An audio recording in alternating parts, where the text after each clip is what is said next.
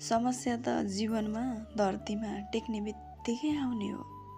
हामी कसरी बोल्ने, कसरी हिँड्ने पहिलो गुरु आमाले नै सिकाउने हो।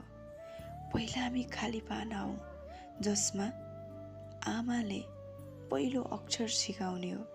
त्यसैले त हरेक बच्चाको मुखमा पहिलो नाम आमा शब्द आउने हो।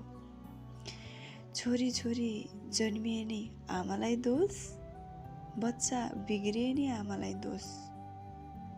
अनि यत्रो पाप भएपछि संसारको भलो कहाँबाट होस्? आमाको बारेमा जति शब्द लेखे नि साँच्चीकै कम छ। आमा यति साहसी महिला हुन्।